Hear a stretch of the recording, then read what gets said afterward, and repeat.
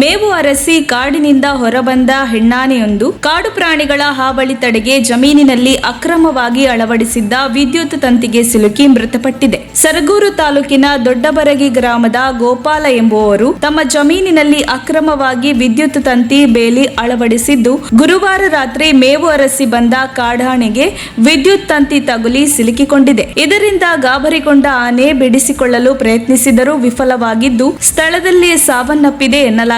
ಬಂಡೀಪುರ ಹುಲಿ ಸಂರಕ್ಷಿತ ಪ್ರದೇಶ ಹೆಡಿಯಾಲ ಉಪವಿಭಾಗದ ಹೆಡಿಯಾಲ ವಲಯ ಅಂಚಿನಲ್ಲಿರುವ ಸರಗೂರು ಪ್ರಾದೇಶಿಕ ವಲಯ ವ್ಯಾಪ್ತಿಯ ಚಿಕ್ಕಬರಗಿ ಶಾಖೆಯ ಹೆಬ್ಬಳ ಗಸ್ತಿನ ದೊಡ್ಡಬರಗಿ ಗ್ರಾಮದ ಜಮೀನಿನಲ್ಲಿ ಸುಮಾರು 25ರಿಂದ 30 ವರ್ಷ ವಯಸ್ಸಿನ ಹೆಣ್ಣು ಕಾಡಾನೆಯೊಂದು ವಿದ್ಯುತ್ ತಂತಿಗೆ ಸಿಲುಕಿ ಸಾವನ್ನಪ್ಪಿದ ವಿಷಯ ತಿಳಿದ ಕೂಡಲೇ ಅರಣ್ಯಾಧಿಕಾರಿಗಳು ಸ್ಥಳಕ್ಕೆ ಭೇಟಿ ನೀಡಿ ನೋಡಿದಾಗ ಹೆಣ್ಣು ಕಾಡಾನೆಯೊಂದು ವಿದ್ಯುತ್ ತಂತಿ ಸ್ಪರ್ಶಿಸಿ ಸಾವನ್ನಪ್ಪಿರುವುದು ಕಂಡುಬಂದಿದೆ. ವಿಷಯವನ್ನ ಮೇಲಾಧಿಕಾರಿಗಳ ಗಮನಕ್ಕೆ ತರಲಾಯಿತು. ನಂತರ ಮೃತ ಹೆಣ್ಣಾನೆಯ ಮರಣೋತ್ತರ ಪರೀಕ್ಷೆ ನಡೆಸಿ ದೇಹದ ಕೆಲ ಭಾಗದ ತುಂಡುಗಳನ್ನ ವಿಧಿವಿಜ್ಞಾನ ಪ್ರಯೋಗಾಲಯಕ್ಕೆ ಕಳುಹಿಸಿಕೊಡಲಾಗಿದೆ. ಸ್ಥಳದಲ್ಲೇ ಹೆಣ್ಣು ಕಾಡಾನೆಯ ಮೃತದೇಹವನ್ನ ಗುಂಡಿಯನ್ನು ತೆಗೆದು ಹೂಳಲಾಯಿತು. ಈ ಸಂಬಂಧ ಸರಗೂರು ಪೊಲೀಸ್ ಠಾಣೆಯಲ್ಲಿ ಪ್ರಕರಣ ದಾಖಲಾಗಿದೆ. ಬಂಡೀಪುರ ಹುಲಿ ಸಂರಕ್ಷಿತ ಪ್ರದೇಶದ ಕ್ಷೇತ್ರ ನಿರ್ದೇಶಕ ಅರಣ್ಯ ಸಂರಕ್ಷಣಾಧಿಕಾರಿ ಡಾಕ್ಟರ್ ರಮೇಶ್ ಕುಮಾರ್, ಪಶುವೈದ್ಯಾಧಿಕಾರಿ ಡಾಕ್ಟರ್ ವಾಸಿಂ ಮಿರ್ಜಾ, ಎಸಿಎಫ್ ಪರಮೇಶ್, ಹೆಡಿಯಾಲ ವಲಯ ಅಧಿಕಾರಿ ನಾರಾಯಣ್,